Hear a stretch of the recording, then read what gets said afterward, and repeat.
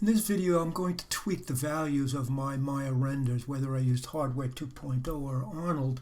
It's probably a little dark, so I'll go one by one and adjust them. Using the layer window, I'll go down to the bottom and click on the black and white cookie icon. I'll choose levels. And depending on how dark or light your model will be, you'll adjust these. And I'm going to do this for each of them.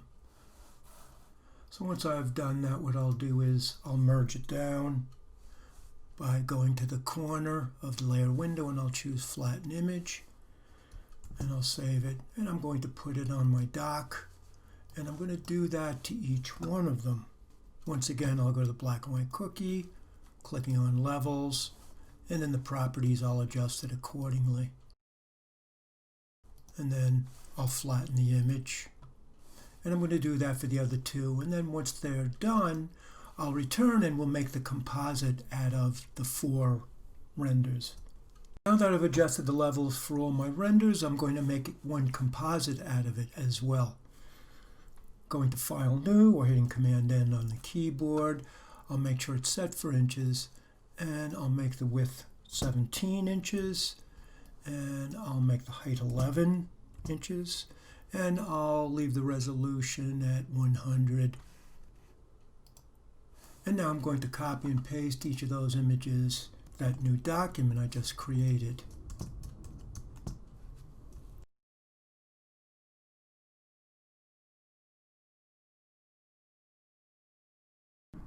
Now that I have all 4 of them in, I'll start to select them and scale them. I'll shift select all of them, hitting Command T. I'll put one in the upper left hand corner and kind of scale it down, keeping in mind it's going to take about 1/4 of the page.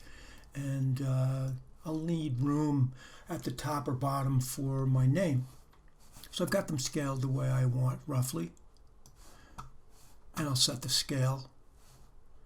And then with my Move tool, I'll start to move them into position so they're pretty much neatly placed all around the perimeter of the document.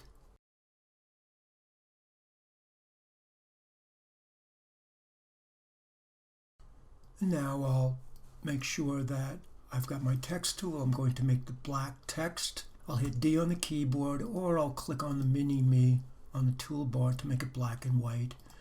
And then in the upper left-hand corner is probably as good a place as any. I'll set a Helvetica or Arial font for 12 points. And I would put my name and then CGPH20. And put your section in there, whether it's -02 or -01, so that I know what section you're with. And make sure that text is black. Now I'll need you to save this as a JPEG. Going to File, Save As. I'll choose the format as a JPEG, and I'll put my name on this as well. And now I'm going to put the 4 separate files as well as this newly generated JPEG into a zip file. Inside my folder, I've got the 4 separate renders and then the composite.